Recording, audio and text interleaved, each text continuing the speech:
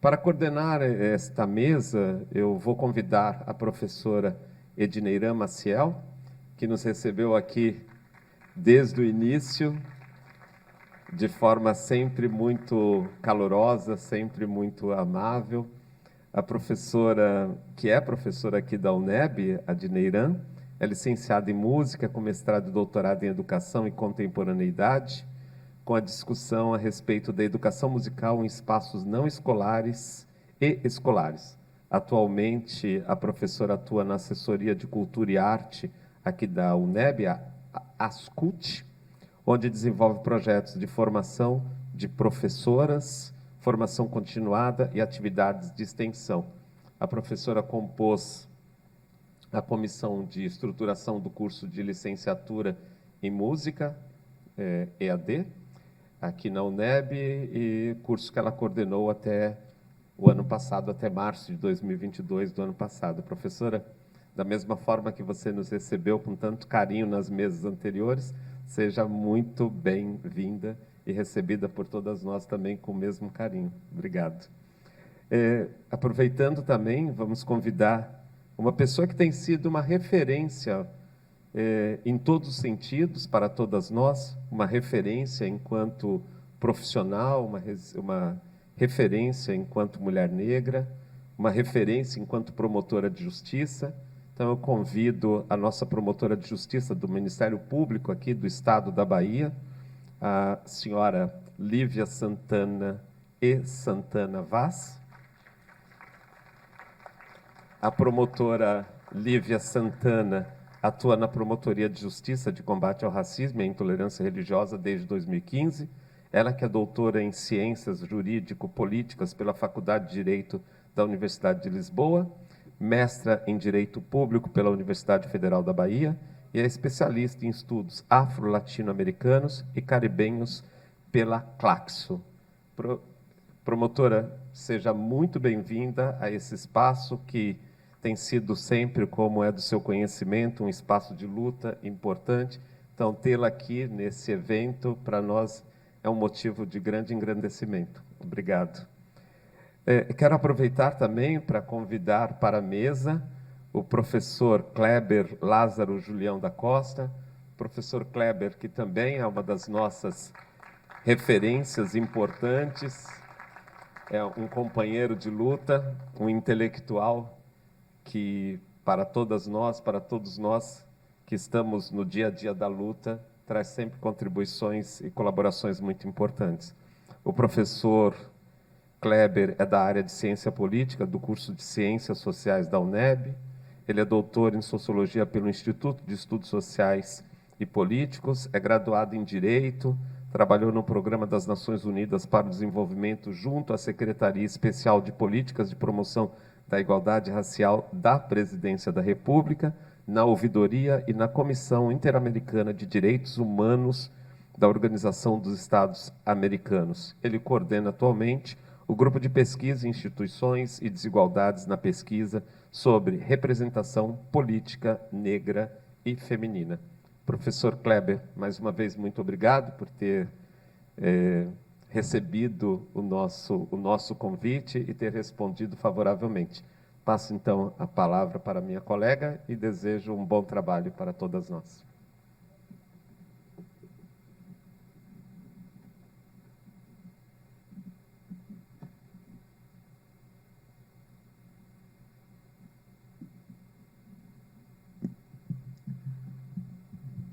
Boa tarde a todas as pessoas. Nós saímos daqui dizendo que não teríamos 2 horas de intervalo, mas tivemos mais de 2, né? Assim, a gente disse que ia ter menos para ver se a gente conseguia chegar nesse limite, né? Então, foi uma estratégia. Eu quero dar as boas-vindas à professora doutora Lívia e à Kleber. Nós estamos discutindo, então, a Lei 12.990, os impactos e perspectivas da instituição desta lei, né? E a gente pensar como isso acontece principalmente dentro do Estado da Bahia, né? São os dois, tem a referência no Estado da Bahia, um Estado negro, um Estado que que tem a sua cultura muito dependente da cultura negra, né, e que precisa que haja uma lei que estabeleça a necessidade de um percentual de 20%, né, de funcionários que sejam concursados, que sejam negros. Então, a gente já começa a pensar aí, daí essa necessidade.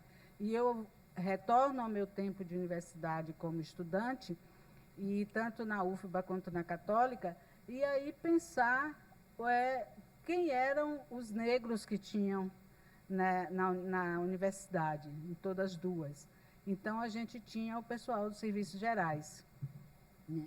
Pouquíssimos negros como professores, né? Eu me lembro que na Católica eu tive um professor negro, né? E na UFBA eu não me lembro de ter tido nenhum professor negro. E a gente começar a pensar, né, hoje, onde estão esses funcionários, quantos funcionários negros nós temos nas universidades públicas e nas instituições públicas, porque essa lei não se refere apenas às universidades, mas a todas as instituições públicas. Então, a gente, para começar a pensar, onde está essa população negra da Bahia, que precisa de uma legislação para que ela tenha acesso a esses espaços, né? São 9 anos dessa legislação, que tem lá determinado que ela vai durar 10 anos. Então, como disse o professor Acácio pela manhã, em junho de... Foi Acácio ou Marcelo, não me lembro qual dos dois. Em junho do ano que vem, essa lei vence o seu prazo de validade, né? E a gente começar a pensar, nós vamos como é que a gente chama, vocês que são da área, reeditar a lei, né? E se a gente pensar também que nesses 10 anos, quase, quantos concursos públicos foram realizados para que essa lei fosse cumprida? Quantos concursos públicos foram realizados para servidores em cargos públicos federais, estaduais e municipais? 1. Então, a gente começa a pensar que estado é esse, que país é esse, né? E eu passo a palavra para os dois da área de direito, que vão nos trazer aqui essas discussões, né? Quais os impactos dessa lei, que perspectivas nós temos se ela está com prazo de validade quase vencido.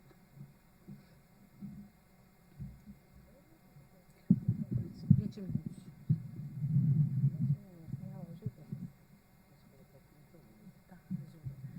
Bom, boa tarde a todas, a todos, a todos. Primeiro, eu quero agradecer o convite dado ao UNEB, dizer que muitas pessoas não sabem, mas eu também sou unebiana, né? Então, para mim, estar na UNEB é voltar para casa também. Eu não tive a honra de entrar na Universidade do Estado da Bahia pela política de cotas, porque eu ingressei antes, mas a reitora, à minha época, também já era a professora doutora Ivete Sacramento, né? Então, uma admiração imensa que eu tenho por ela, por essa coragem, né? E é muito importante que a gente recobre a memória para dizer que a Universidade do Estado da Bahia foi a primeira a estabelecer cotas raciais institucionalmente. Se a gente bem se recordar, no Rio de Janeiro, a UERJ, que é uma outra pioneira, ela estabelece as cotas raciais a partir de legislação estadual. Aqui não havia legislação estadual prevendo cotas raciais para as universidades. Então, é importante, estando nessa casa, de trazer à tona essa memória tão importante. Eu vou começar, antes de adentrar na Lei 2.990, falando um pouquinho sobre meritocracia. Porque, apesar, na minha opinião, de as cotas raciais serem uma política pública indiscutível, né, a sua necessidade é indiscutível, nós ainda temos que enfrentar muitas argumentações contrárias. Então, no livro Cotas Raciais, que eu escrevi pela coleção Feminismos Plurais, eu faço questão de trazer argumentos, contra-argumentos, na verdade, as argumentações sobre as cotas raciais como esmola, como benesse, né, como desnecessário, como privilégio. Tem gente que chega a falar que cota racial é privilégio, né? Então, é importante a gente pensar em termos históricos também. Aí eu vou começar a falar de meritocracia. O princípio meritocrático, né, o princípio do mérito, ele surge para afastar privilégios, especialmente no contexto de superação do Estado absolutista pelo Estado liberal. Então, a ideia era afastar privilégios de classe, da nobreza, do clero, né? E aí eu paro para pensar se hoje nós podemos dizer que o princípio do mérito atende a esse objetivo de afastar privilégios. Porque, na minha opinião, o modo como nós estamos aplicando o mérito está servindo justamente para manter privilégios no mesmo lugar, nas mesmas mãos, nos mesmos grupos. E aí eu vou explicar por quê, rapidamente, a partir de alguns dados também. Quando nós falamos numa sociedade meritocrática, né, fundada num mérito justo, supostamente, nós estaríamos vivendo num ambiente de mobilidade social. Se todas as pessoas estão competindo livremente, né, a partir de seus próprios méritos e talentos, nós teríamos mobilidade como algo premente numa sociedade como essa. Isso não acontece. Isso não acontece. O Brasil, em especial, ele tem a segunda pior colocação do mundo. Numa pesquisa de 2018 chamada Elevador Social Quebrado, que é o contrário dessa mobilidade social. O elevador social quebrado, que é uma pesquisa da Organização para a Cooperação do Desenvolvimento Econômico, vai dizer que o Brasil perde apenas para a Colômbia, em termos de mobilidade social. Porque nós precisamos, no Brasil, de 9 gerações, para que uma pessoa que faz parte daquele grupo populacional 10% mais pobre consiga atingir a renda média. Eu gosto sempre de brincar, professor, não é para ficar rico, não, é só para atingir a renda média. 9 gerações. Se eu colocar um cálculo bem otimista de uma geração, 20 anos, vamos fazer um cálculo rápido, né? 9 vezes 20, 180 anos. Há 180 anos, qual era o nosso contexto? Escravidão. Regime escravocrata. De onde é, então, que as pessoas negras, que naquele período eram mercadorias, ou pelo menos comercializadas como se assim fossem, tiram o impulso para essa mobilidade social, para essa ascensão social? Ela não acontece. Então, analisar o mérito como algo descontextualizado vai incutir culpa nos grupos, e aqui falando em termos raciais, que permanecem na base da pirâmide, mesmo 134 anos após a Lei Áurea. Porque eu não estou contextualizando o mérito, eu estou simplesmente dizendo que... E depois, assim, é importante a gente pensar que mérito é esse. O que é esse mérito? Quem calcula esse mérito? Né? E para que tipo de função? Quando eu for falar de concurso público e da forma como nós selecionamos servidores públicos, a gente vai entender melhor sobre isso. Então, quando nós falamos em cotas raciais, é uma maneira de reparar um histórico de violação de direitos. Se eu trouxer a seara da educação, que eu não vou me concentrar aqui, porque nós estamos falando da Lei 12.990, mas nós passamos, pessoas negras no Brasil, quase um século inteiro proibidas de frequentar a educação formal. Por lei, tá? A legislação trazia proibições concretas para que pessoas negras escravizadas pudessem se matricular nas escolas. E a educação no nosso país é um instrumento de mobilidade social. É a partir da educação que você consegue ascender socialmente e acessar outros direitos fundamentais, inclusive o próprio trabalho. Então, se eu passo um século sem acessar a educação, proibida de acessar a educação, onde é que começa essa corrida meritocrática? Já começa muito desigual, desde o princípio.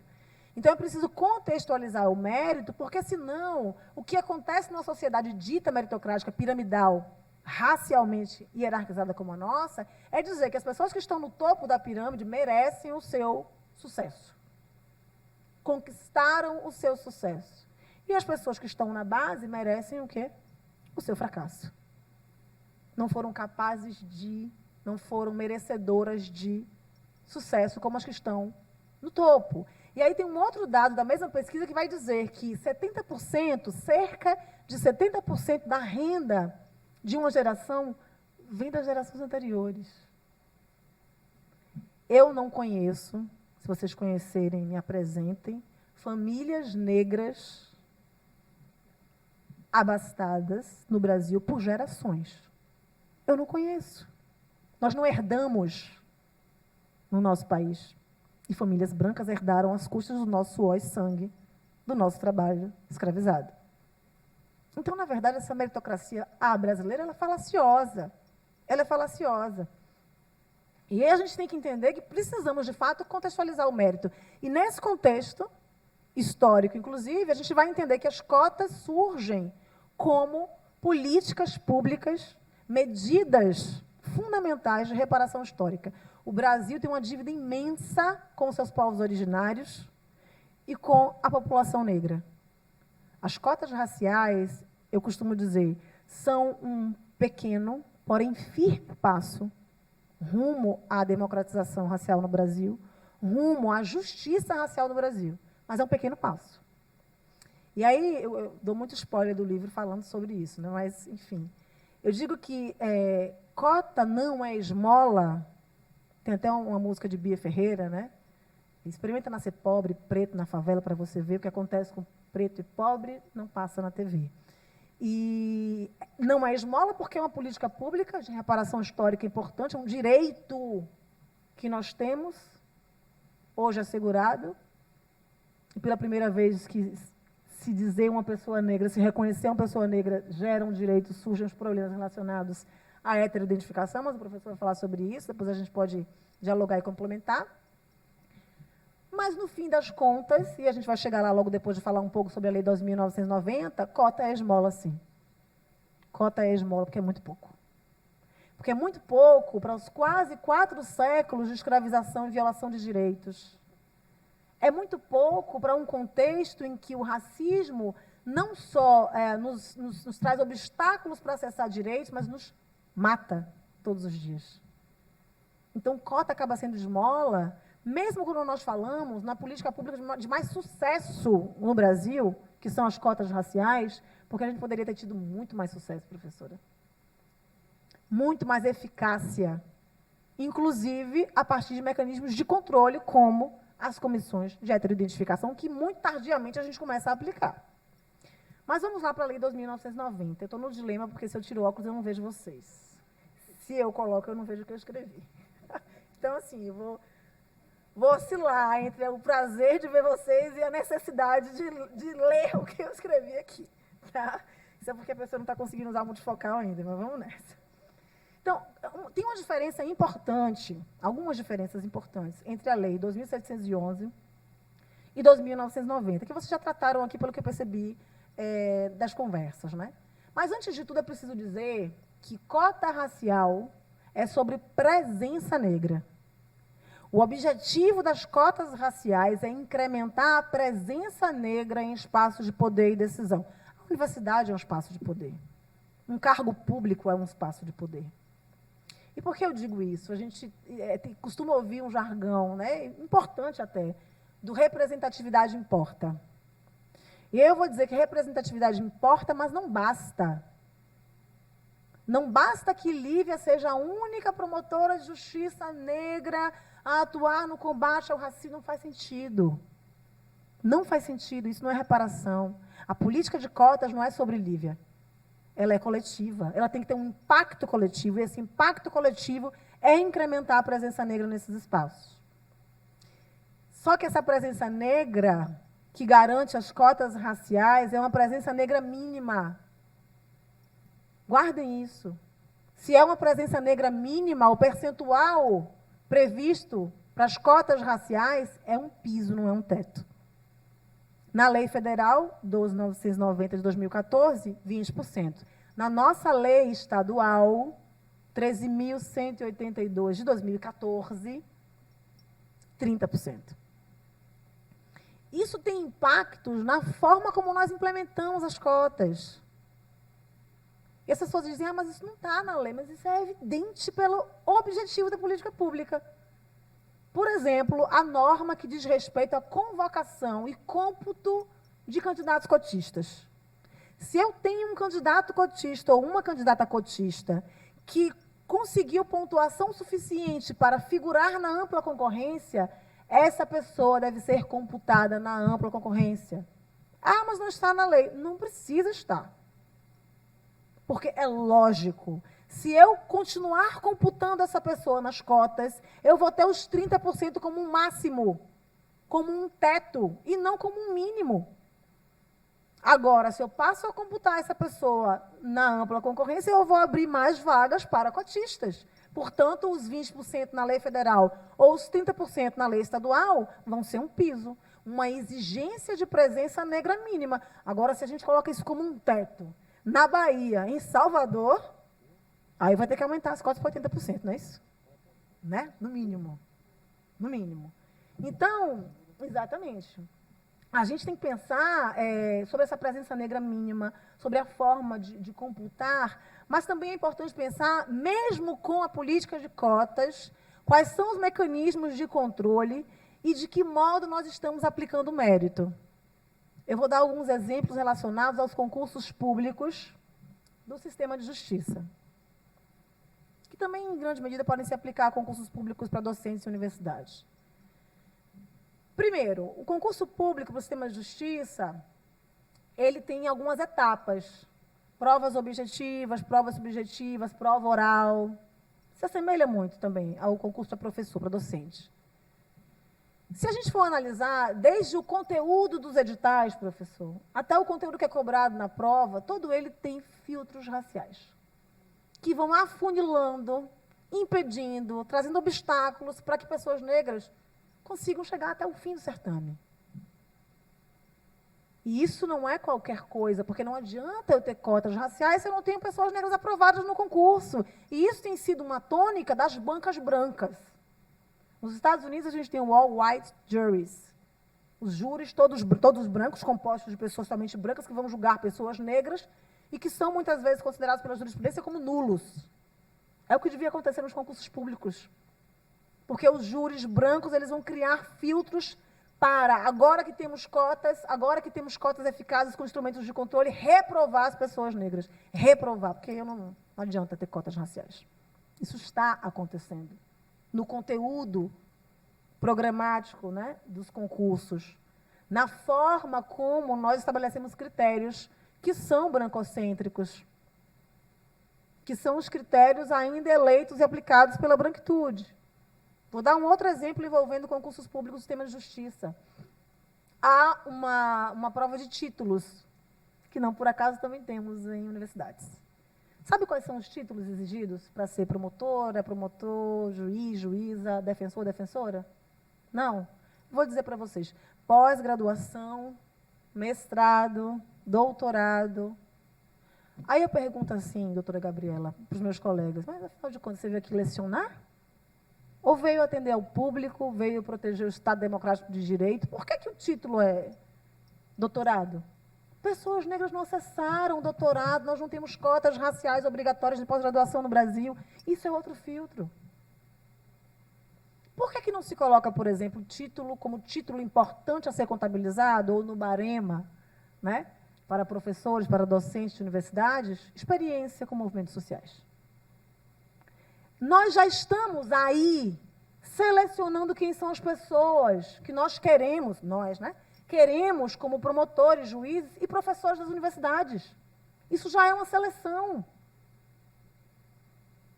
Como é que nós vamos trazer diversidade para um sistema de justiça que é branco, masculino, cis, heterossexual e cristão, mantendo os mesmos critérios, os mesmos conteúdos e os mesmos títulos? Nós vamos selecionar as mesmas pessoas.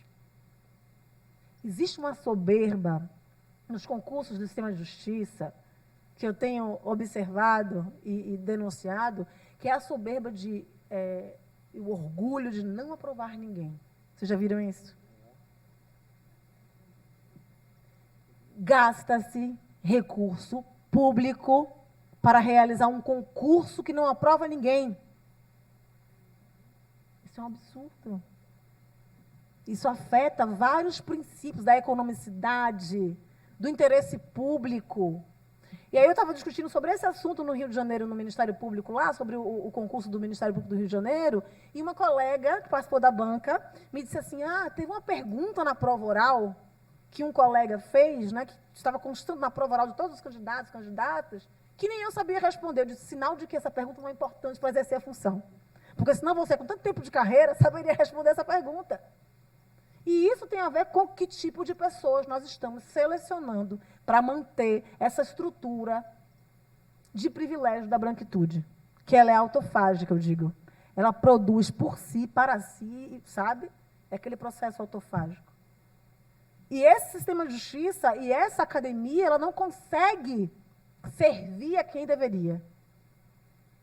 Ela não se parece com o povo, ela não se importa com o povo, ela não devolve ao povo. Via de regra. Então, nós precisamos realmente refletir sobre de que modo nós estamos trazendo eficácia para essa política pública que é tão importante, mas que nós não podemos aceitá-la como esmola. Nós temos que discutir uma amplitude de medidas para torná-la eficaz, mas para pensar também outras possibilidades, como ações afirmativas em instituições privadas. Nós não vamos conseguir só com instituições públicas. Indenização para descendentes de pessoas escravizadas, que nós nunca discutimos de maneira séria no Brasil. E, para finalizar, eu vou trazer aqui a reflexão de se nós não estamos fazendo um simulacro de cotas, especialmente no que diz respeito a concurso público. E como a professora bem adiantou aqui, a gente está correndo contra o tempo. Essa lei tem uma vigência de 10 anos. É diferente da 12.711, que diz que em 10 anos deve haver a revisão da política pública. Toda política pública tem que ser revista. Isso é óbvio. As cotas raciais não nascem como política pública eterna. Ninguém nunca pretendeu isso. É, inclusive, proibido pelos instrumentos internacionais de direitos humanos que assinamos, que falam em ações afirmativas temporárias. É preciso revisar a política pública, entender os seus gargalos, os seus defeitos, onde estamos errando e acertando para poder renová-la. Então, temos que correr em relação à Lei 2.790, justamente por conta dessa urgência em estabelecermos uma mínima eficácia, porque se no corpo discente de uma universidade, a olho nu já se percebe a mudança, a diversidade, eu digo isso por minha experiência na UNEP, por minha experiência na UFBA também, na minha época, de 80 alunos, 3 negros. Hoje você chega na Universidade Federal da Bahia, mesmo no curso de Direito, e vê diversidade florescendo. Isso não se aplica ao corpo docente ainda. Porque nós não conseguimos implementar nem 1 milímetro do que precisamos na lei de cotas para concurso público. Então, é preciso nos perguntar se não estamos simulando que estamos aplicando cotas, especialmente quando falamos em concursos para docentes, que com a departamentalização de vagas, ou fragmentação, ou o nome que vocês quiserem dar, não respeita a lei. Isso acontece em universidades federais e estaduais. Eu me lembro que eu ouvi numa conversa sobre isso, quando a gente fala em racismo institucional, as pessoas se incomodam muito, mas eu não sou racista, não é sobre isso. Racismo institucional é um exemplo clássico do que a gente chama de discriminação indireta. O critério pode ser neutro, pode ser imparcial, mas o resultado ele é racista, o resultado é discriminatório. E o racismo institucional traz isso. E aí eu ouvi dizer assim, professora, mas isso não é racismo. É a tradição da universidade oferecer as vagas para o departamento. Aí eu respondi, a tradição é racista. A tradição é racista. Se você divide as vagas, de modo que a lei diz que para cada 3 vagas eu tenho 1 de cotas, eu nunca consigo somar essas 3 para ter 1 de cota, eu estou desrespeitando a lei. Esse cálculo não bate, não fecha. E, afinal de contas, o que a lei fala, né, é para o cargo, o concurso público é para o cargo. O cargo não é de professor do Departamento de Direito Público da universidade, sabe? É professor. Então, se eu tenho vaga para 100 professores, 30 professores, no mínimo, porque a presença negra mínima tem que ser negros. Tá? Então, fica essa reflexão, eu acho que é um desafio São os primeiros concursos de universidades estaduais na Bahia com a nossa lei de cotas, né? E essa construção precisa ser uma construção coletiva, né? Precisa ser uma construção coletiva para que nós possamos realmente não ter cotas apenas no papel, porque isso não nos interessa. Nós precisamos concretizar realmente esse direito, que eu digo que não se trata apenas de uma política pública, se trata do nosso sonho de liberdade, que foi prometido e que ainda não foi cumprido. Muito obrigada.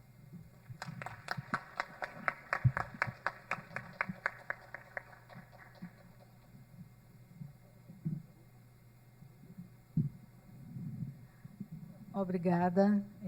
Eu acho que a gente fica aqui agora pensando o que é que a gente tem feito, né?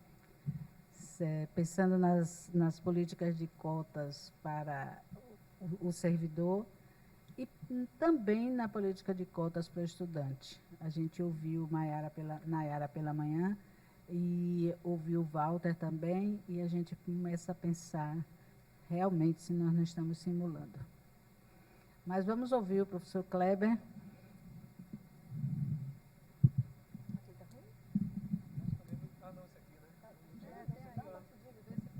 Alô? Eu estava olhando tanto para o lado esquerdo que nem vi o microfone. Boa tarde a todos, a todas e a todos. Uma alegria muito grande, imensa estar aqui com vocês. Saudar a mesa, professora Edneran Maciel, promotora Lívia Vaz,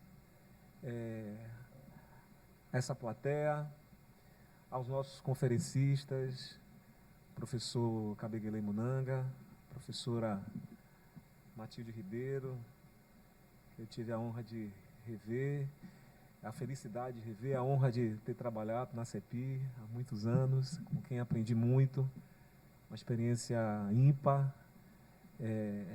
do trabalho que foi feito, da lisura, da forma como foi desenvolvido todo um projeto. Parabenizar também a executiva da nossa associação docente, seção sindical Andes, trabalho de Irê, de Ronalda, de Carla, e demais colegas da nossa gestão, que está, inclusive, obrigado, querida, no seu final, trazendo esses produtos aqui como parte do nosso processo de trabalho, de aprendizado.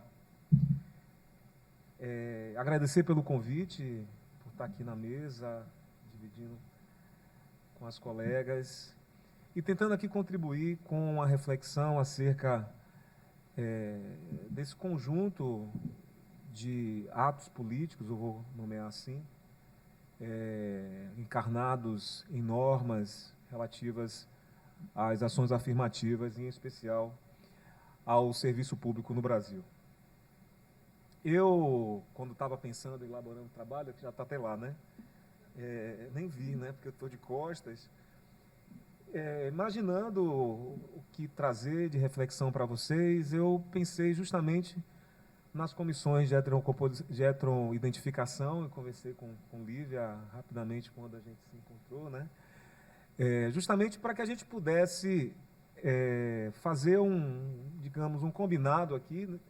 E refletir, sobretudo, dessa parte prática, de como as coisas estão funcionando, de como as coisas estão se encaminhando e o quanto é preciso que nós tenhamos consciência desse estado da arte para que a gente possa fazer as mudanças necessárias.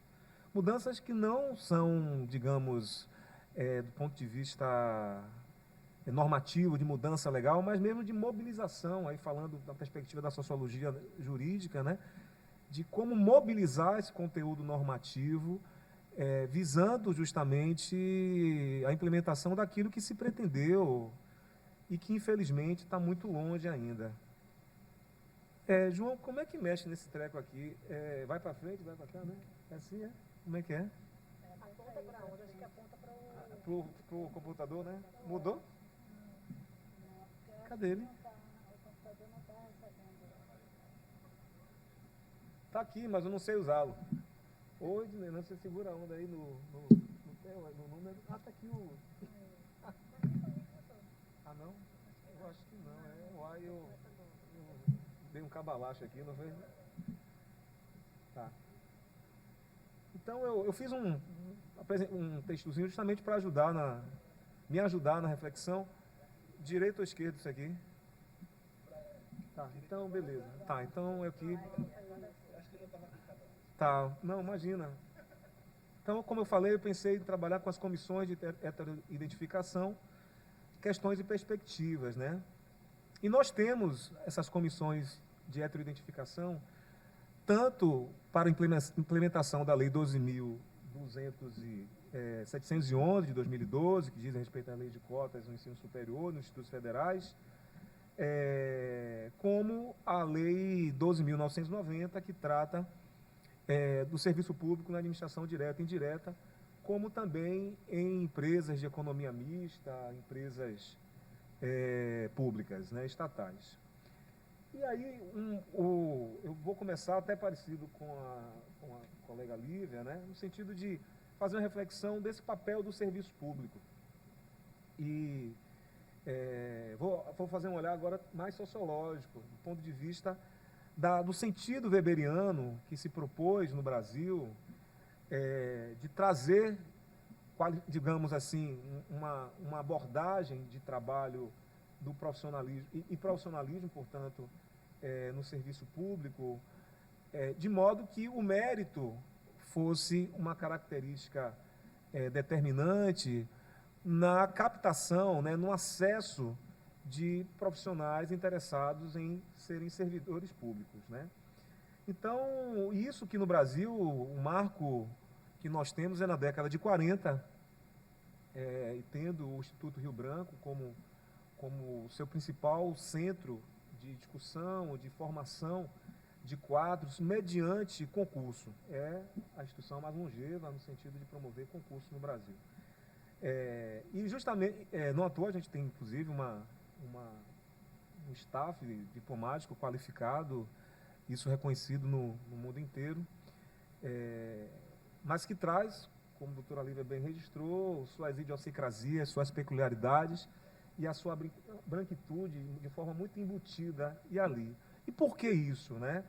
Primeiro porque a sociedade brasileira, se a gente for observar como a sociedade brasileira ela se estrutura, ela busca dialogar, talvez de maneira muito hipócrita, com um conteúdo de civilidade e com uma estrutura muito arcaica de valores.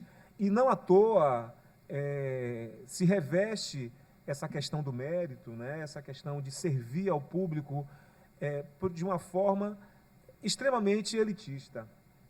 E é que eu não coloco que o processo seletivo, como condição de acesso à carreira burocrática, encarnava a ideia de eficiência e de mérito necessários ao exercício do Ministério Público, ou seja, de servir o público. Mas quem seriam esses servidores? Tá?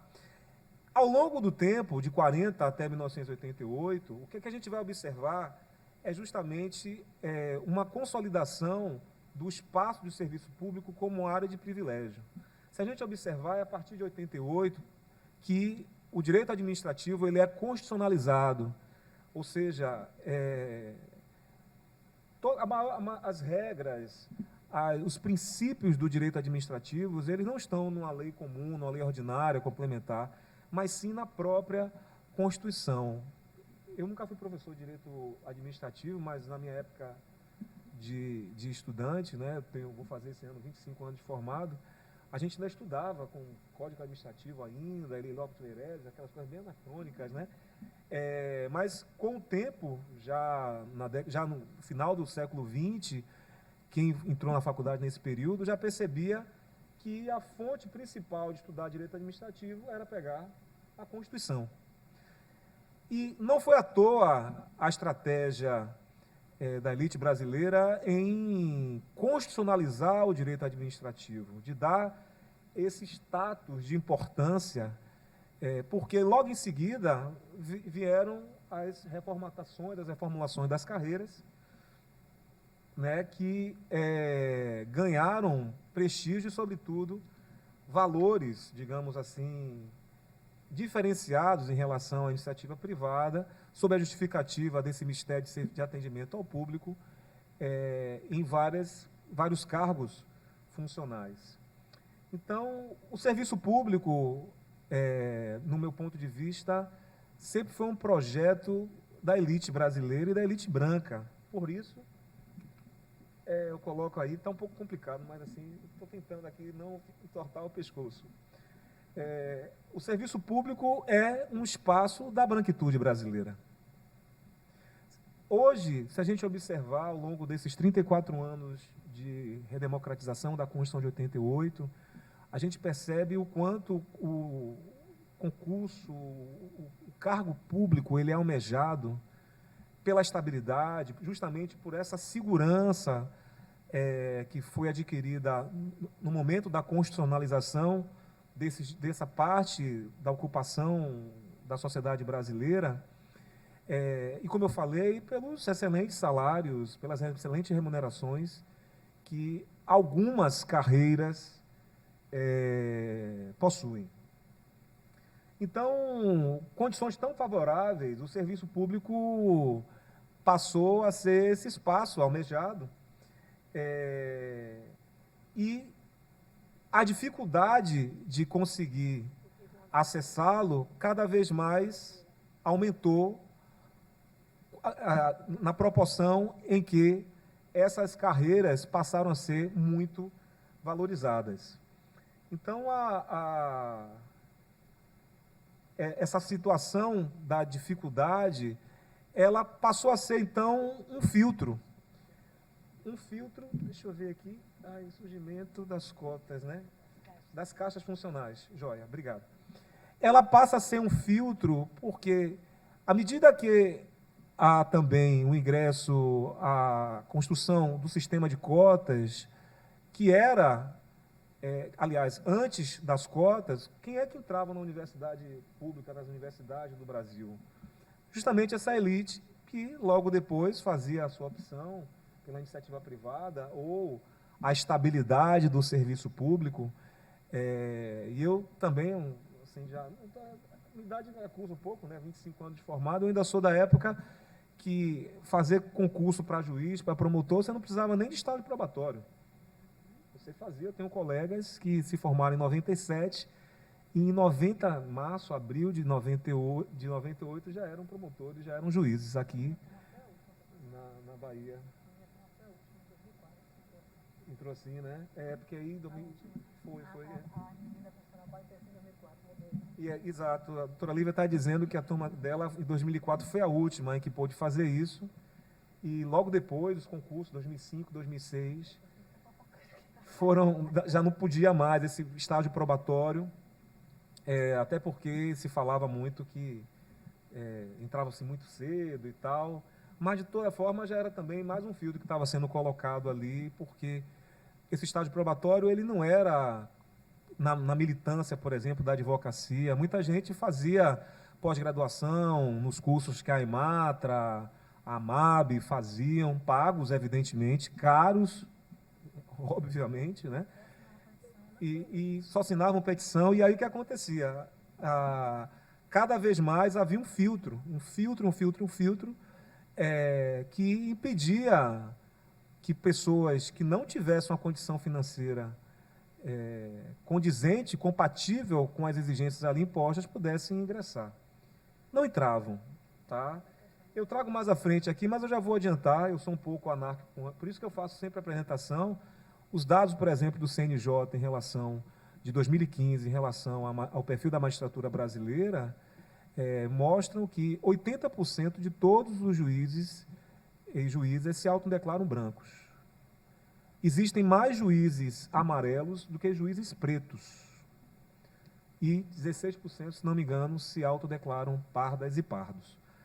Quer dizer, é um número muito expressivo quando a gente sabe que a população brasileira é majoritariamente negra e não se vê nesses espaços.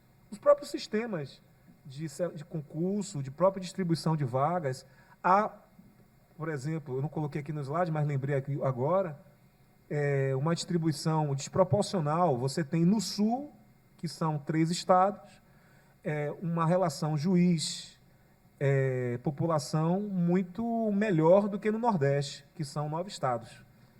e que é a segunda região mais populosa do Brasil. E aí, eu lembro que uma vez eu participei de uma atividade, eu perguntei isso para o ministro do STJ, ele acabou não respondendo, justamente porque é uma pergunta que está muito associada justamente à questão do racismo estrutural, aí, dos privilégios que estão sendo colocados para a população branca, até que nós sabemos que dos 5 estados com população majoritariamente branca, 3 estão no Sul. Rio Grande do Sul, Santa Catarina e Paraná são os estados, junto com São Paulo e Mato Grosso do Sul, em que a população brasileira majoritariamente é branca. E é essa região que tem o melhor serviço jurisdicional, sem dúvida nenhuma, do Brasil. Quer dizer, então, isso não é por acaso, isso tem realmente um apelo dessa importância que se colocou de preenchimento desses cargos pelas pessoas não negras. Então, eu falo desse surgimento das castas funcionais, que é algo cada vez mais que incomoda em virtude dessa desigualdade, e inclusive com o peso que traz do ponto de vista do financiamento da estrutura burocrática, em torno nas carreiras do Ministério Público, da Justiça, as chamadas carreiras de Estado, elas abarcam significativamente, apesar de serem menos de 15% de todo o serviço público, eles abarcam mais de 35% de todo o financiamento pago para servidores. Então, existe também, não aqui levando, e com todo respeito, a questão do papel que desempenham, existe um desequilíbrio quando a gente pega aí uma relação entre o menor salário e o maior salário. É algo, inclusive, que a gente precisa ter em mente, que quanto maior for essa diferença, maior a gente vai ter dificuldade de, digamos, democratizar o acesso a esses espaços, porque, sem dúvida, eles se tornam espaços de disputa, e de uma disputa visceral, de uma disputa realmente que não vai se abrir mão de maneira pacífica, digamos assim, enquanto esse modelo persistir. Porque ele foi construído justamente para diferenciar, ele não foi construído para unir, para aproximar. Tá? E aí, gente, eu acho que a importância da Lei 12.990, eu acho que me alonguei demais nessa parte relacionada dessa estrutura, desse estado da arte, do serviço público. Essa Lei 12.990, ela vem justamente para mitigar essa situação de assimetria tão grande que existe na estrutura do serviço público brasileiro, trazendo a possibilidade de seleção de cotas para a população afro-brasileira. E, nesse sentido, evidentemente que essa lei ela é produto da mobilização do movimento social, do movimento negro,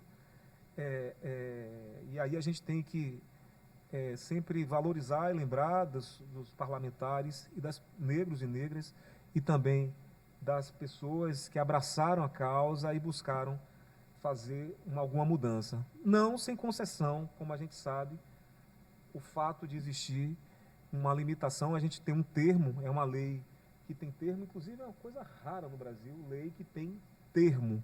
Tá? Termo é um momento certo e determinado para que alguma coisa perca os efeitos, né? E é justamente uma lei que vai buscar trazer uma condição de maior acessibilidade de pessoas vulneráveis, que vai perder essa eficácia no ano que vem, e eu não sei ainda se há projetos nesse sentido de mudança. A lei é, como eu coloco aqui, na perspectiva da economia, um instrumento de escassez, né? Ela responde, aliás, a uma situação de escassez. Faria pouco a minha opinião primeiro. E isso justamente porque o que a gente tem observado ao longo desses anos é uma dificuldade muito grande da população negra acessar esse direito e, portanto, as cotas do serviço público. Não à toa, nós temos alguns mecanismos, o Ministério Público já se manifestou sobre a validade das comissões de heteroidentificação, justamente porque essas comissões de heteroidentificação, elas vão poder mitigar um problema sério que tem havido, que é justamente as fraudes, em um primeiro momento também, ou essa interpretação equivocada de algumas pessoas em relação à sua perspectiva de negritude. Sempre tem sido um desafio. Eu estou conseguindo acompanhar aqui, estou, né? Surgimento, deixa eu ver aqui. Está onde aí, gente? Estou na lei, escassez, farinha pouca, beberão. Oi? Beleza, né? Então, assim, a lei, a questão das comissões de eletronificação, elas vieram justamente no momento em que a gente começou a perceber, desde cedo, com a situação de fraude, situações em que espaços, sobretudo de recursos, de privilégio, eles não conseguiam serem porosos e permitirem que pessoas negras conseguissem acessar. E aí vem alguns questionamentos que a gente precisa fazer, tem sido fruto de debate, em relação à criação das comissões de heteroidentificação. A primeira, por que a criação dessas comissões, se as leis em vigor garantem o direito de autoidentificação dos candidatos? A criação dessas comissões não estaria ferindo a liberdade do candidato quanto à sua autodeterminação? Quais critérios essa comissão poderia usar e qual o perfil de seus avaliadores? Em relação à primeira pergunta, é importante a gente lembrar que a autoidentificação, a autodeclaração do indivíduo, é um direito sem dúvida, mas ele não pode ser, assumir uma natureza absoluta, né? Isso porque a autoidentificação, ela tem basicamente, ela faz parte de um processo relacional, tanto em relação a nível da norma, quanto social e não essencialista, tá certo? Então, no âmbito normativo, a lei prevê que são pessoas com direito às cotas, pessoas pretas e pardas, que são os critérios usados pelo IBGE. Em relação ao social, a condição de preto e pardo carrega sentidos, valores, histórias que precisam ser considerados no processo de identificação. Então, nesse sentido, né, a questão, quando a gente pega na perspectiva sociológica dados estatísticos, nós vamos observar o quanto a população preta, a população parda, ela preenche de maneira muito mais substantiva a base da pirâmide, os dados, os indicadores mais vulneráveis, tanto de educação, de trabalho digno, de saúde, enfim, em relação à violência também, como o colega ontem falou, a facilidade como porteiro, como policial tem em identificar, em agredir um corpo negro. Então, esses elementos, que são elementos objetivos, eles permitem uma avaliação qualificada de quem é e quem não é preto e pardo. Em relação a... Tá qual agora? Estou aqui. Em relação à criação, as comissões não estaria ferindo a liberdade do candidato, da candidata contra sua autodeterminação? Evidentemente que não. A comissão existe justamente para identificar de modo objetivo pessoas que são, de fato, merecedoras de acessar o direito às cotas. A despeito da questão da miscigenação no Brasil, nós sabemos exatamente quem é negro e quem não é negro no Brasil. Então, é necessário, a comissão, ela tem um papel muito estratégico nesse sentido. Vamos lá, meu tempo já está quase indo, né? Bom, são critérios, como vocês estão observando, fundados na ciência. Aqui não existem ilações, mas sim embasamento teórico, embasamento científico, que permitem trazer uma análise mais segura acerca do candidato e, por conseguinte, da possibilidade de ele acessar ou não aquela vaga. Algo que tem sido discutido, por que não usar fotos, né? Por que não usar entrevistas, fotos de antepassados, por exemplo, né? Algumas entidades usaram como critério no processo de avaliação das comissões entrevistas. Quer dizer, o candidato aparecia, chegava, falava um pouco da sua história, e esse tipo de abordagem se mostrou muito ineficaz. Em primeiro lugar, pela dificuldade de, em tão pouco tempo, conseguir fazer uma avaliação da história da pessoa.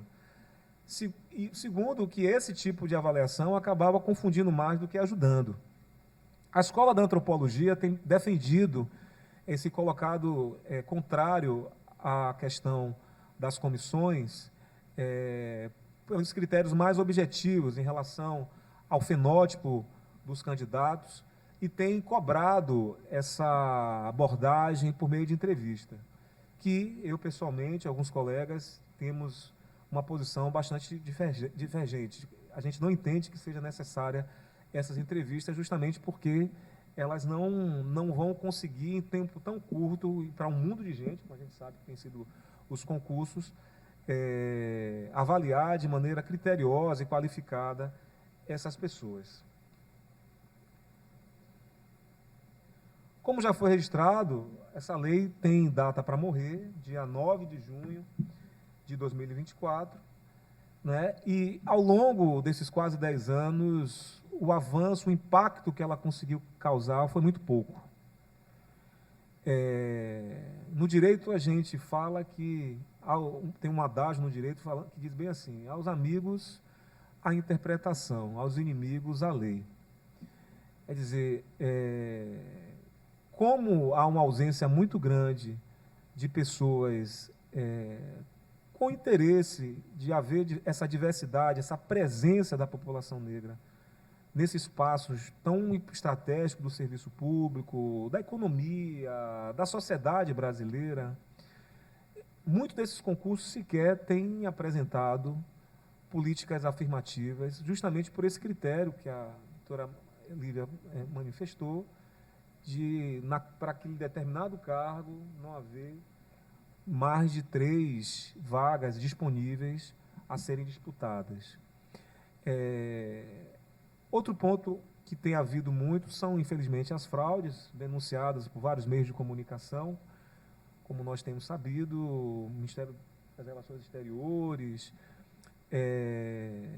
na Justiça, no Ministério Público, para docente, enfim, em diversos níveis.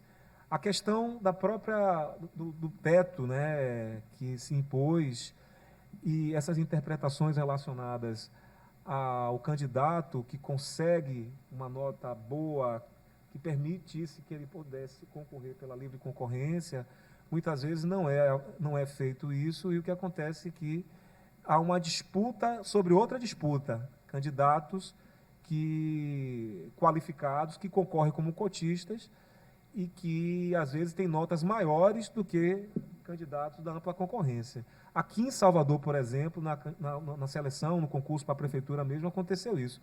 Eram 40% de vagas para uma população de 80% de negros.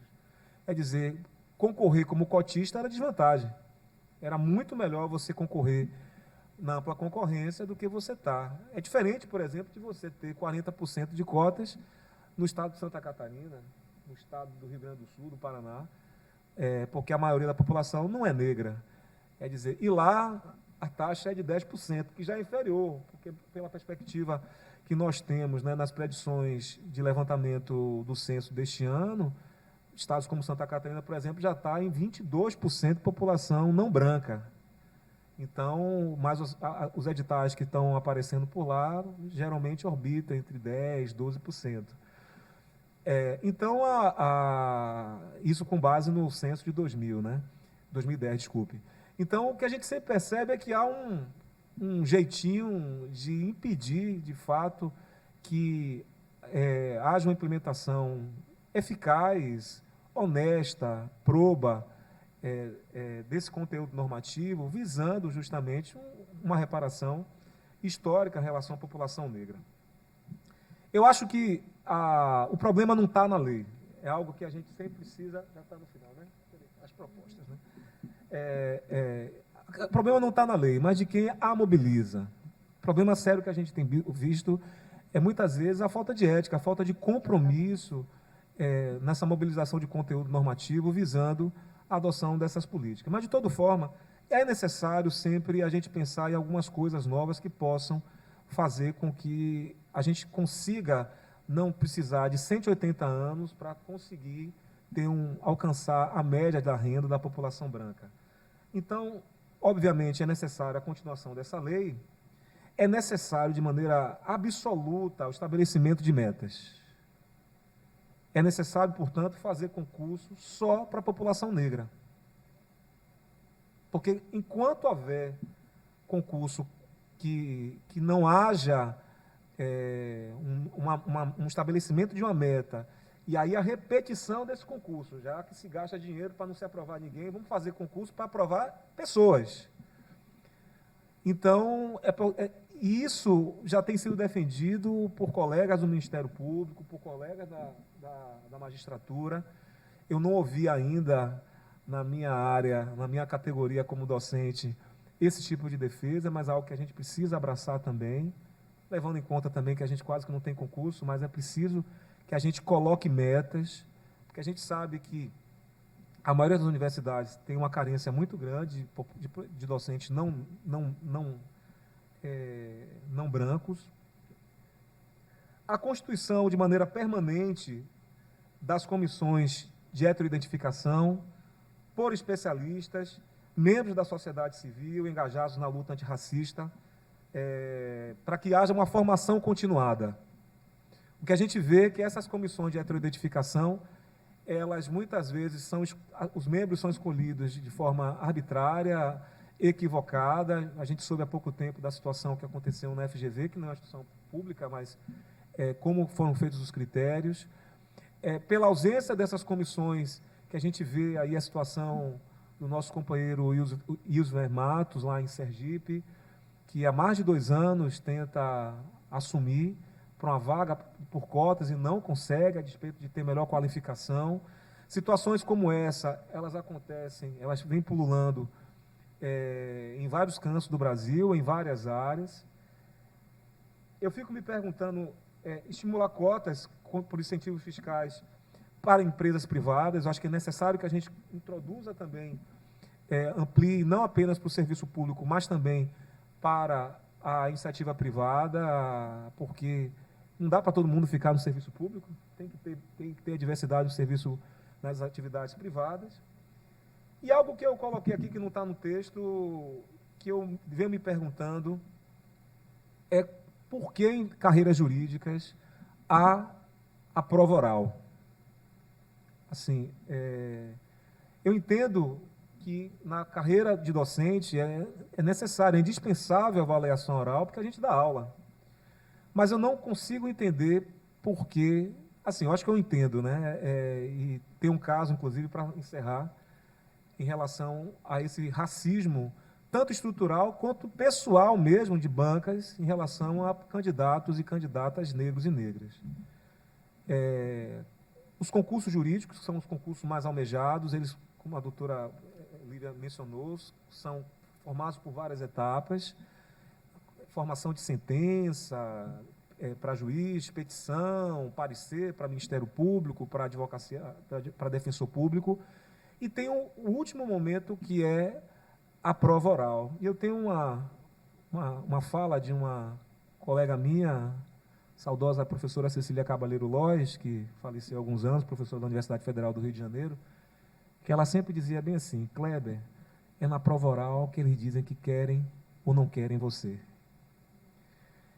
E, muitas vezes, nós tivemos, inclusive, um colega nosso, professor doutor, pela Universidade de Sorbonne, concursando para a magistratura no estado de São Paulo, perdeu na última fase, de uma nota que estava lá em cima, ele caiu, e aí eu fui pesquisar um pouco sobre a situação desse concurso, e não foi espanto perceber que todos os aprovados eram egressos do Largo do São Francisco. Alguns mestres, alguns até doutores, mas chamou a atenção isso, de todos serem egressos do Largo São Francisco. Então, esse momento dessa prova oral para concursos em que não é necessário o uso da oratória, porque não se faz. É muito raro uma sustentação oral em um tribunal. Eu mesmo, nos meus anos de advocacia, eu lembro que eu fiz só dois. Dois, quando eu trabalhava no Aganju, em situações de crime de injúria racial. E foi muito engraçado, né? Porque você fala, os juízes estão lá com a cabeça baixa, e depois, tchau, passa outro. Então, nem validade tem, porque o que vale as suas considerações que estão escritas. Então, são pontos que precisam ser avaliados, que a gente precisa discutir, justamente para que a gente possa fazer com que esse conteúdo normativo que está aí, que não é ruim, ele possa ser bem usado. Mas, para ser usado, é necessário que a gente se engaje justamente na constituição dessas comissões de heteroidentificação, em colegiados que possam discutir os editais, sem ferir a autonomia dos órgãos, seja do executivo, seja dos outros poderes, de modo que haja maior horizontalidade e não essa estrutura tão vertical que, mais do que prejudicar, mata, destrói qualquer sonho das pessoas em poder contribuírem de forma mais consistente e também terem a garantia de um emprego público no Brasil. Muito obrigado.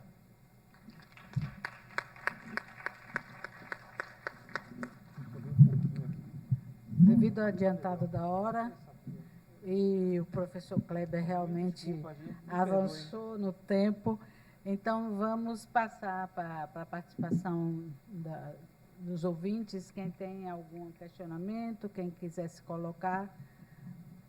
Onde estão os microfones? Estão aqui, Rei? Os microfones estão aqui? Não, ele tem os microfones sem fio. Aí, o professor de camisa rosa.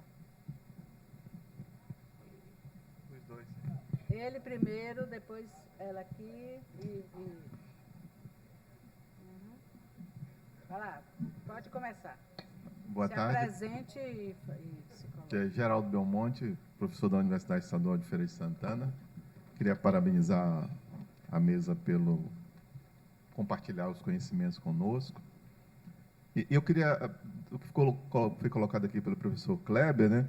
Se a gente voltar um pouco o que os Estados Unidos começou a fazer lá nessa política de diversidade, eu acho que o Estado, que é o maior contratante, né, que nós temos, ele tem a capacidade de influenciar, sem dúvida, né, inclusive nas licitações, né, cobrar das empresas diversidade para participar das licitações, ou pontuar mais aquelas que têm uma política de diversidade. Isso eu acho que é facilmente implementado, quer dizer, não facilmente implementado, mas é algo viável de ser feito. É um outro ponto na lista que o professor Kleber colocou. Outro aspecto também em relação aos chamados empréstimos subsidiados para as empresas. Na verdade, é um empréstimo da sociedade. O dinheiro é da sociedade, de todos nós. E nós subsidiamos empresas que não têm políticas de diversidade. Portanto, isso também pode ser algo que pode ser cobrado das empresas que buscam empréstimo no Banco do Brasil, Caixa Econômica, BNDES, subsidiados, empréstimos que nenhum de nós conseguimos captar, mas essas empresas conseguem.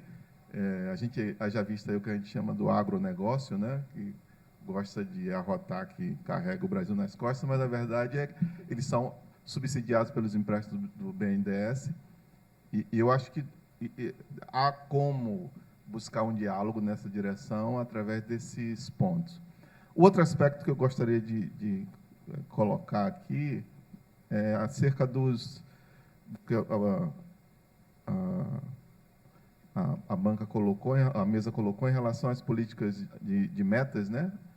E eu acho que isso é importante, porque eu lembro que quando a gente implantou a política de cotas na Universidade Estadual de Feira de Santana, a gente não estabeleceu vagas, né? Eram metas. Então, existiam cursos que 100% dos alunos passavam, eram negros e passavam sem mexer. O que a gente fazia era fazer a primeira seleção no concurso, contava quantos alunos ingressaram de escola pública, quantos deles eram negros, se atingiu a meta, não mexia, ou seja, o concurso não mexia na política, não intervia no processo. A ideia era intervir só quando era necessário. Se não atingiu a meta, a gente lá mexe para trazer para o número para a meta e beleza. E era o mínimo. Aí, nesse aspecto, a gente não interferia no número máximo que pudesse ser alcançados por alunos negros que pudessem entrar pelas chamadas vagas, pelo concurso direto, digamos assim, né? Pela competição direta. E eu acho que trabalhar nessa perspectiva de concurso através de simplesmente estabelecendo a meta mínima e aí deixa correr, se não atinge a meta mínima, interfere. Se atinge a meta mínima ou acima dela, não interfere. A gente atingiu, tá bom, né? Eu acho que essa é uma coisa que pode também ser pensada e resgatada para os concursos públicos, né? Eu queria fazer uma pergunta para a doutora Lívia e outra para o professor Lázaro. Quando a senhora aborda... eu me chamo Sandro, sou professor da Federal do Sul da Bahia. Quando a senhora aborda os elementos que prejudicaram a aplicação da lei de cotas por meio dessa estratégia de distribuir, alegando que é uma tradição, e é curioso que pipocaram departamentos, pipocaram especializações das áreas para fazer uma distribuição em que promoveu esse prejuízo. E o que eu tenho, e aí eu estou curioso pensando na própria portaria do MPOG, é 2018, a lei 2014, então, ao longo desses 4 anos, é possível dizer que a portaria é uma reação aos prejuízos verificados pela ausência da heteroidentificação, do mesmo modo como a percepção dessa estratégia de segmentação das vagas para impedir a aplicação de cotas, possivelmente foi tardia. Na minha universidade, por exemplo, ela foi tardia, mas, num dado momento, os colegas docentes identificaram o problema de que essa segmentação prejudicava a aplicação da lei, e isso levou a universidade a repensar o processo e criar um mecanismo que hoje, felizmente, garante a aplicação. Mas, nesse período, houve o prejuízo. É possível, portanto, a gente contabilizar esse prejuízo gerado nos certames anteriores, ainda que tenham sido poucos certames, né? A lei executou num período em que praticamente não houve concurso público, mas é possível quantificar esse conjunto de vagas que foram deixadas de ser executadas por conta dessa estratégia e aplicar isso enquanto uma demanda judicial para que seja ressarcido o prejuízo gerado, é algo que me veio na cabeça, sobretudo para recuperar o prejuízo, dado a proximidade de 2024. A pergunta para o professor Kleber é sobre a questão das metas, né? De fato, essa é uma forma de pensar o objetivo da lei fundamental. Então, pensando a partir da meta, deveríamos, então, considerar o percentual existente no corpo docente da instituição, naquele período, para, a partir daí, definir quantas vagas seriam reservadas visando alcançar esse percentual. Como você falou, seria talvez necessário fazer concurso só para negros, para que isso possivelmente pudesse garantir o alcance da meta, que seria o estabelecido na lei, na esfera federal, 20% das vagas. Então, essa seria uma estratégia. A gente dividiria as vagas reservadas em cada certame previsto, sempre pensando a demanda real existente na instituição. Então, se a minha instituição só tem 5% de negros, eu vou ter que garantir que nesse concurso tenham vagas reservadas para negros o suficiente para que, em 10 anos, eu alcance os 20%, e não aplicar 20% de reserva nas vagas do concurso autorizadas, porque isso vai fazer com que nunca você alcance o quantitativo geral da instituição que permita ter 20% no mínimo de negros entre o conjunto de docentes da instituição. E essa ideia de meta passaria também por essa possibilidade de sempre levar em consideração qual é o quadro atual da composição do corpo docente de uma instituição. Eu estou usando o exemplo das universidades, até porque esses dados hoje já são possíveis de serem verificados, temos sido cobrados constantemente para apresentar esses números, né, de qual é o percentual da população negra entre o corpo de servidores. Então, isso seria um caminho, eu fiquei me perguntando enquanto eu ouvia a tua explanação. Mais alguém? Passa para você, né?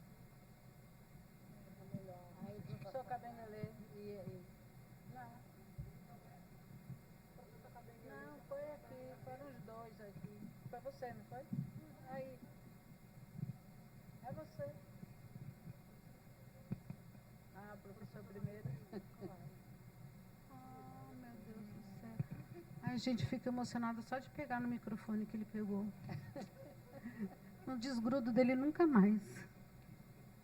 Boa tarde a todos e a todas. Eu sou a Mali, também da Universidade Estadual de Feira de Santana. Eu quero parabenizar a oportunidade de estar nesse evento, nesses 2 dias, com muitas aprendizagens. Quero aqui externar em público o meu agradecimento à doutora Lívia, que tem aí, por no mínimo 1 ano, tido uma paciência gigantesca conosco na UFES. Reuniões e mais reuniões para discutirmos os editais, para ajustarmos os editais, para que a gente possa ser menos injusto o possível, né? Então, quero externar, porque a sua atuação tem feito muita diferença no estado da Bahia. Eu tenho uma fala, mas eu queria começar pela fala do professor, que a autonomia das universidades federais tem um âmbito muito diferente da autonomia das universidades estaduais.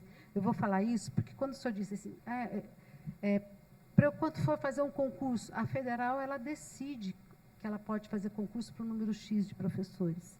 As estaduais, quando nós solicitamos que 98 professores se aposentaram, o Estado autoriza 14, a reposição só de 14. Então, fica muito difícil, a gente nunca vai conseguir fechar essa conta, né, de ter um corpo, primeiramente, de ter um corpo docente que possa atender as demandas, ainda mais dentro incorporando todo o sistema. E a segunda, mas o meu pedido mesmo de consideração de fala é de que há necessidade de ter um ajuste da legislação estadual com a legislação federal. Por quê? Nós seguimos mais embora a estadual de Feira de Santana esteja vinculada à lei que vence em 2024, nós seguimos 30% e nós fizemos a classificação geral. Não consideramos, se o negro foi em primeiro lugar, ele não assumiu o sistema de cotas, ele não assumiu a vaga do sistema de cotas, exatamente na linha como a doutora Lívia colocou. Então, nós não tivemos o mínimo de 30% de pessoas cotistas, nós chegamos a quase 60% que assumiram as vagas de pessoas negras. Isso no caso de concurso público para professor. No caso de professores visitantes, que foram 17 vagas que nós conseguimos, que é o sistema REDA, já foi um pouco mais difícil, porque nós tivemos, inclusive, programa que realmente não houve nenhum aprovado. E foi reaberta a inscrição e não houve, mas foi por questão de currículo, por ser para pós-doutores, para professores, para os programas de pós-graduação. E para o ingresso de estudantes na graduação, o professor Belmonte também já foi da graduação, e sabe bem, ele colocou muito bem que o nosso sistema sempre foi de metas. Com o SISU, e nós já pedimos a mudança na legislação do SISU. É o SISU quem lança a primeira lista de classificados. E ele classifica aprovados de escola pública negros, aprovados de escola pública não negros, aprovados de ampla concorrência negros e aprovados de ampla concorrência não negros. E ele não permite alteração nessa lista. Eu não tive nenhum caso, mas se eu tivesse um caso de heteroidentificação que não fosse aprovado, eu não conseguiria, na primeira lista, colocar ele na ampla concorrência, porque não depende da universidade, depende do SISU liberar a lista para que eu consiga colocar esse estudante ali. Porque na segunda listagem ele já dá a sequência. Então, nós já solicitamos também a mudança no sistema do SISU, para que possa acompanhar o sistema de cotas, que é do próprio governo federal, porque nenhuma universidade federal consegue, hoje, adotar o sistema de cotas, porque o sistema é fechado, né? Então, há necessidade, tanto na mudança, no alinhamento entre o governo da Bahia com o sistema federal. E por que eu falo alinhamento com o federal? Porque a lei federal ela é mais ampla e mais num processo mais democrático, né? Porque coloca ampla concorrência e você não prejudica o cotista, e também há necessidade do alinhamento na legislação do SISU. E aí vocês fortalecendo seria uma grande ajuda. E uma outra questão que eu gostaria de destacar é que, na ampla concorrência hoje, entre os ingressantes, nós temos cerca de 70% dos estudantes que ingressam pela ampla concorrência são estudantes negros. Então, a UFES hoje é uma universidade onde quando nós falamos que mais de 70% das vagas são ocupadas por negros, eu não estou falando só de estudantes cotistas, eu estou falando do total de vagas que são oferecidas para cotistas e não cotistas, são mais de 70% são por estudantes negros. É isso, obrigada. Bom, minha fala é muito rápida, porque já estamos em cima da hora. Em primeiro lugar, eu quero cumprimentar a procuradora Flávia, o professor Kleber. Você se lembra, a primeira vez me convidou para discutir a questão da intolerância religiosa, conceito com o qual nós dois não concordamos. Depois a gente se encontrou na Faculdade de Medicina, com o convite dos cotistas, estudantes cotistas da Faculdade de Medicina. Então, é um prazer ver você de novo. Mas minha pergunta de ignorante é para vocês dois, porque eu não entendo muito bem como funciona a Lei 12.990, que prevê 20% de vaga. É 20%? Mas qual é o critério que utilizaram para definir esses 20%?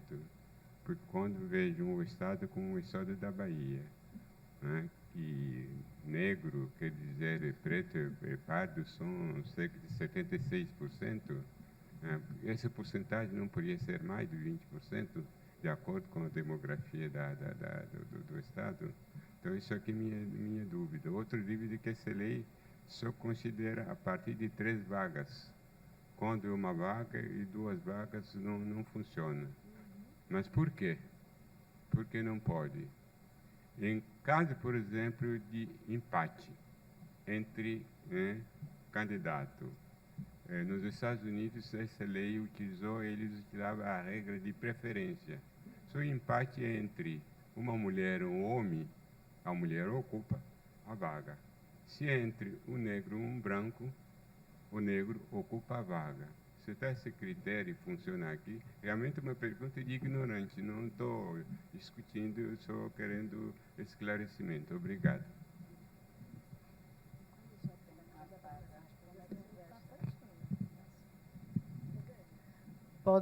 Vamos começar a resposta. Lívia já está aqui, senão ela diz que se perde. Bom, vamos lá. Tem algumas observações que eu acabei não fazendo por conta do tempo, eu vou ser muito breve, mas que eu acho importante serem mencionadas aqui. Primeiro, a extinção das cláusulas de barreira. Tá? O CNJ, por resolução própria, excluiu as cláusulas de barreira para cotistas. É um filtro que impede que cotistas avancem no concurso. Então, pontuação mínima, nota de corte, aquela pontuação média que é de concorrência com outros candidatos, essas notas de corte, essas cláusulas de barreiras estão excluídas do concurso para magistratura no Brasil. Tá? E aí isso permite que pessoas negras avancem no concurso. Outra solução que tem sido buscada e que eu acho bem importante é que as provas orais, mesmo nos concursos que não deveriam ter provas orais, porque não é da essência ali daquela função pública, daquele cargo público, é que essas provas orais passem a ser apenas classificatórias. Você já está vendo? em alguns lugares. Na Defensoria Pública do Rio de Janeiro, sim, por exemplo. Então, é algo que a gente tem que buscar. Porque é justamente nesse momento em que nós somos reprovados. É o momento em que a banca, o all white juries, aqueles júris completamente brancos, nos veem, né?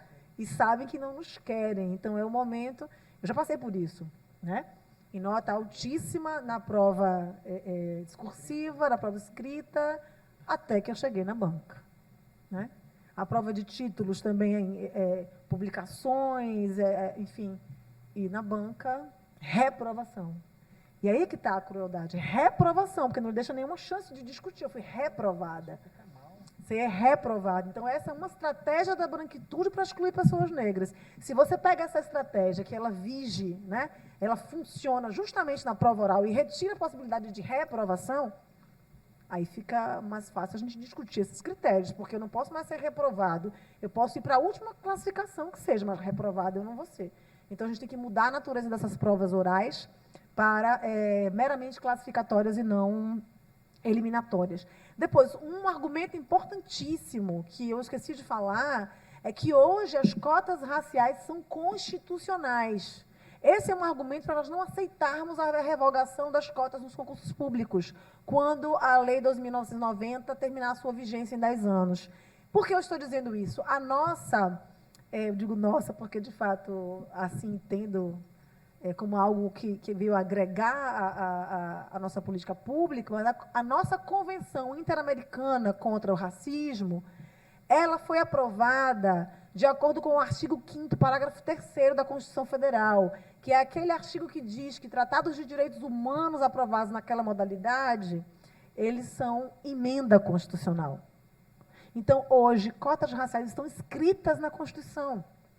Porque a Convenção Interamericana vai dizer ações afirmativas, a gente não tinha na Convenção Internacional falando em ações afirmativas, falava em medidas especiais. A Convenção traz racismo institucional, traz discriminação indireta e traz o conceito de ação afirmativa. Então, ações afirmativas estão escritas na Convenção e, portanto, na nossa Constituição Federal. Então, revogar as ações afirmativas hoje no Brasil é uma medida de inconstitucionalidade. A gente tem que ter esse argumento na manga quando a gente for debater essa questão. O professor Sandro, né, que fez a pergunta sobre o que fazer com o passivo. No livro eu trago essa proposta, professor. Eu digo que esse simulacro das cotas raciais por tanto tempo nos trouxe um prejuízo de alguns anos, né? E não é difícil, não é um cálculo difícil, é um cálculo fácil. É só eu pegar, para trazer assim, um cálculo por baixo, é só eu pegar, desde o início da vigência da lei, todos os concursos públicos daquela universidade, seja ela estadual, federal, depender do regime, e contabilizar quantas vagas no total foram oferecidas. Desse total de vagas, eu tenho que ter pelo menos 20% de aprovados negros, docentes aprovados negros. E aí eu faço o cálculo de quantos eu tenho, de quantos eu realmente consegui aprovar nesses concursos públicos. E aí a gente vai ter um passivo a cumprir. Eu digo que é um passivo de descumprimento da lei. Como sanar esse passivo? Para mim, esse passivo, inclusive, pode ser sanado a partir de concursos públicos inteiramente com pessoas negras. Se o meu passivo for de uma monta, né, de um número tal e de um prejuízo tal, de que eu precise implementar um concurso público apenas para pessoas negras, para docentes negros, isso é possível. Como? Né? Pode ser por meio de ação judicial? Pode. Mas eu tenho muito medo de ação judicial no nosso judiciário branco. Tenho medo, professora Ana Sérgio, de pelo. Muitas vezes a gente ousa, eu já fiz isso, mas poucas vezes, a gente ousa e a gente pode criar um precedente negativo. Então, a gente tem que calcular muito essa estratégia para não criar esse precedente negativo. Então, a gente tem outras possibilidades, professor Sandro. A universidade, com base na sua autonomia universitária, professora, pode entrar nesse compromisso de sanar o passivo. Se ela criou as cotas sem lei, por exemplo, como é que ela não pode sanar um passivo de descumprimento da lei? Se ela calcula ali, ó, que ela descumpriu a lei durante 5, 10, 8 anos, né? Vamos completar os 10 ainda, e que isso gerou um déficit de presença negra e tem lá o percentual, eu posso corrigir isso com base na autonomia universitária. Ah, mas a universidade fica com medo de entrar na justiça. Faz uma articulação com o Ministério Público local, por exemplo, ou federal, se for universidade federal, e pede uma recomendação. O Ministério Público faz uma recomendação, a universidade cumpre e a gente sana passivo da lei. Há mecanismos para se fazer isso. A gente precisa atuar de maneira interinstitucional também. Tá? Política, isso é política. Tá? Então, é preciso a gente pensar nessas soluções também. O professor Kabengele Munanga, eu me lembro, professor, daquele seminário sobre intolerância religiosa. A gente chegou a fazer 4 edições daquele seminário, e o senhor fez uma conferência de abertura brilhante, como sempre, e depois a gente se encontrou no encontro de estudantes negros de medicina, né?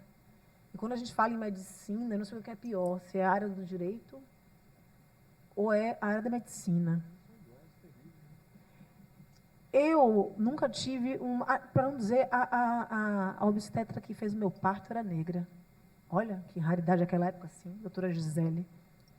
Raríssimo. Raríssimo. Eu nunca tive, depois disso, um médico negro. Uma médica negra. E aí é interessante que essa... Eu digo que um dos efeitos mais perversos do racismo, professor, é naturalizar ausências. É muito natural não ter um médico negro. Em Salvador, na Bahia, é muito natural não ter uma promotora de justiça negra. E essa naturalização gera um estranhamento. Olha, é algo assim que... Veja, eu vou completar 20 anos de Ministério Público. 20 anos. E até hoje eu respondo a pergunta, cadê a promotora de justiça? Tem hora que eu quase quero levantar para procurar a promotora. As pessoas entram na minha sala, tem uma placa, assim, na minha frente. Lívia Santana Vaz, promotora de justiça. A pessoa senta e diz, mas eu vim falar com a promotora de justiça. Cadê a promotora? Imagina, professor.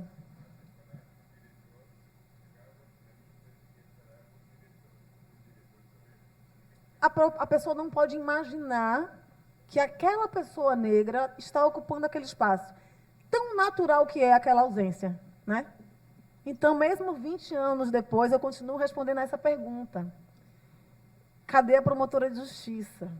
Que eu quero falar, vou lá chamar e volto, né? Eis que a promotora chega e você agora pode falar, porque eu vou lhe atender. Né? É surpreendente. Isso é doloroso, né? A gente tem que estar o tempo inteiro se justificando para provar que tem a possibilidade, a capacidade de estar naquele lugar. E por isso que a gente tem que revisar mesmo as leis, professor. Quando o senhor fala assim, a lei, e olha, e legislador, branquitude, meu Deus do céu, é um negócio... A Lei 12.711, que é a lei de cotas para acesso a universidades, ela vai estabelecer um percentual de 20%, de mínimo de 20%, e ela vai... De 20% não, ela vai... Desculpa, estou confundindo com a outra. Ela vai estabelecer um percentual com base... É porque é 50%... Vamos lá, deixa eu explicar direito. A cota racial para acesso às universidades é uma subcota. As pessoas reclamam tanto porque não sabem que é uma subcota. Do total de vagas, eu tenho metade para ampla concorrência e metade para alunos oriundos de escola pública. Certo? Isso, por acaso, é um critério racial? Isso é um critério social. Social. Desses 50%, metade, ou seja, 25% do total, é de alunos oriundos de escola pública com família, pertencente a famílias de renda per capita até o salário mínimo e meio. Isso é um critério racial? Isso é um critério social. Do que resta é que eu vou estabelecer o percentual de cotas raciais para pessoas indígenas e para deficientes físicos, pessoas com deficiência, pensando no último censo do IBGE para o estado sede daquela unidade de ensino. Certo? Então, é uma subcota. Eu estou dizendo isso para poder pensar com vocês que a branquitude, ela sempre dá o último golpe de misericórdia. É impressionante. Ela não aceita perder privilégio, não aceita. Não estou falando em perder direitos, estou falando em perder privilégios. Ela não aceita. Então, quando as cotas raciais eram inevitáveis como política pública das universidades, a branquitude dá um jeito de transformar a cota racial em cota social. Eu chamo isso de desracializar as cotas. Porque as ações afirmativas no Brasil, em especial, elas não são medidas de combate à pobreza. Não são. São resultados de uma luta histórica dos movimentos negros para enfrentamento ao racismo e não à pobreza. Como é que se enfrenta a pobreza? Vamos lá, o que é que a gente fez para enfrentar a pobreza no Brasil? É distribuição de renda, é tributação de grandes fortunas, é reforma agrária, que a gente não fez, que é a base econômica, que o povo negro teve retirada lá em 1850, na Lei de Terras. Isso é medida de combate à pobreza. Cota não é. Então, a branquitude, como golpe de misericórdia, distorce, desracializa a cota. E aí, mesmo quando a cota é mesmo cota racial, porque a cota na Lei 12.990 ela é racial. Não tem nenhum critério social, basta a pessoa ser negra, autodeclarada com a sua autodeclaração confirmada pela Comissão de Heteroidentificação. Só que essa lei, professor, vai dizer 20%. 20%. Ela não fala em IBGE, ela não fala na formação étnico-racial da população daquele estado. Não fala.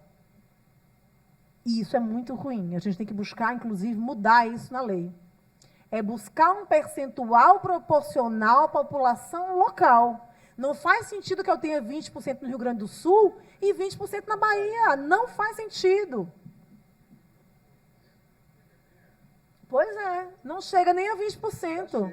Já chega. Lá é até vantagem que seja 20%. Aqui não, é prejuízo. Com certeza. Aqui é prejuízo total que a gente tenha 20% na legislação. E aí, a lei precisa ser, primeiro dizer, mínimo de 20%, mínimo, base, piso para todo e qualquer estado do Brasil, ajustável, obrigatoriamente ajustável, porque se eu colocar mínimo de 20 e não colocar isso, todo estado vai botar só 20. Toda universidade federal, independente do estado em que ela tenha sede, ela vai colocar só 20. Ajustável conforme a representação negra, indígena, quilombola, enfim, daquele estado. A gente tem que exigir isso. E aí, professor, no Brasil, nós não temos regra de preferência. Deveríamos ter, concordo com o senhor. Deveríamos ter. Regra de preferência. Se há empate, a preferência tem que ser daquela pessoa pertencente a um grupo étnico-racial vulnerabilizado. Mulher, pessoas indígenas, pessoas negras, LGBTQIA+.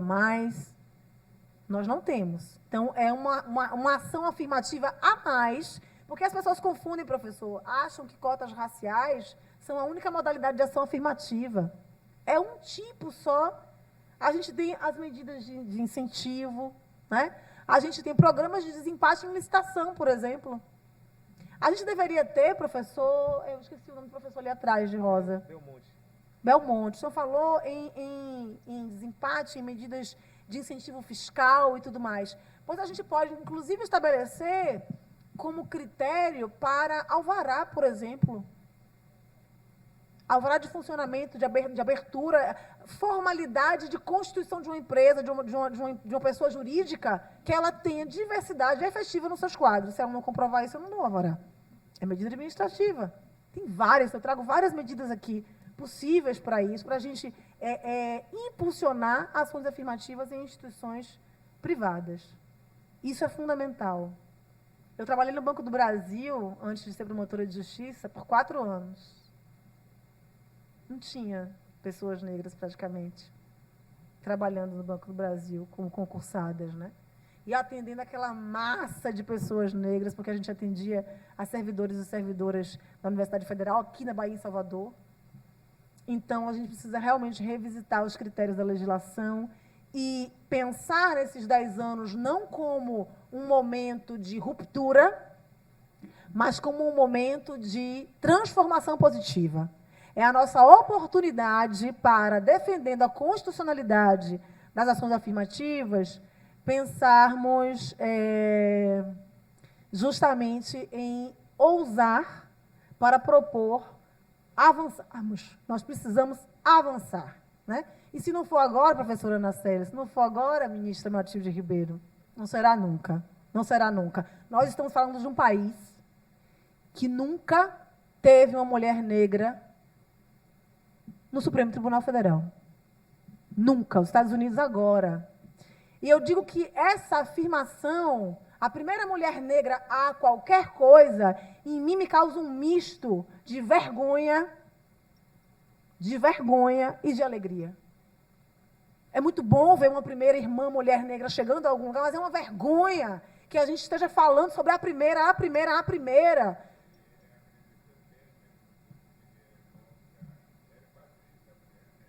Ah, não, para. Não.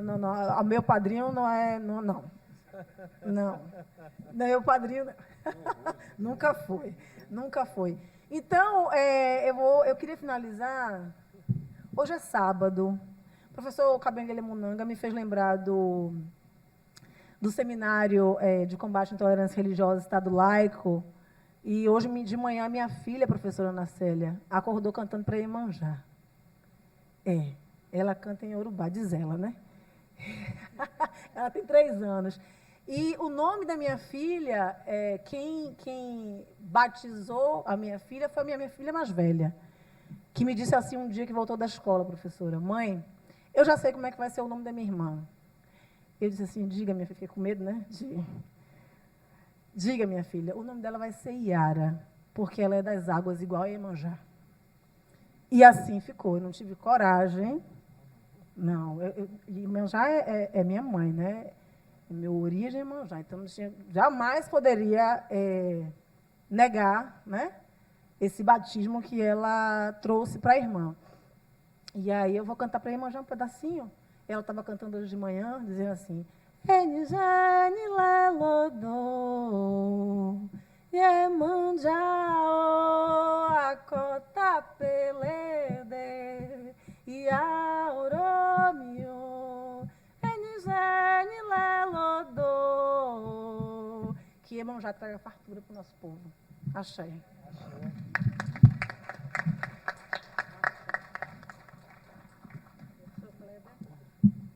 Botei até o cronômetro aqui. Sim. Isso é bom. E olhe. 5 minutos. Bem, ouvindo a Lívia... Oi, microfone. Ouvindo Lívia falando assim, eu lembrei aqui de uma conversa que eu tive com uma companheira do sindicato. Meu irmão é médico, é gastroenterologista há mais de quase 30 anos. Trabalha no São Rafael. Ele disse que em 10 anos que ele trabalha no São Rafael, só viu um colega negro. Então, é ele e mais um, de 850 médicos desse hospital aqui na Bahia. Quer dizer, então, a gente vê o quanto temos que trabalhar, porque muito pouca coisa andou e as dificuldades são imensas, né? Então, sendo bem objetivo aqui, gente, peço até desculpa por ter me alongado muito antes, eu perdi um pouco a noção do tempo. Eu concordo plenamente com o professor Belmonte. Assim, a gente precisa ampliar, pensar em políticas públicas que possam justamente estimular o ambiente do capitalismo a trazer pessoas negras para esse espaço de produzir, de consumir. Não tem jeito, se a gente está dentro dele, a gente vai ter que assumir isso, né? E como a elite é burra no Brasil, porque não percebe a importância disso para uma sociedade melhor, para eles também, para não precisar andar de carro blindado, para não enfrentar a pobreza extrema, que é feia, que machuca, que dói. E a gente está muito insensível nesse sentido. Então, essa diversidade de políticas públicas deve ser encarada como algo muito importante, sobretudo nesses 4 anos em que a gente está tentando respirar um ambiente democrático e reconstruir o Brasil. O professor Sandro faz uma pergunta em relação à ideia das metas. Eu entendo, professor, que de fato a gente precisa fazer uma revolução, como o professor Acácio havia dito, e dialogar, cobrar por parte das instituições que haja um aumento, no caso das universidades, do número do percentual de cotas. Assim, né? Não faz sentido, num estado como a Bahia, haver um teto de cotas, vamos supor, de 20%, 30%, 40% em uma universidade.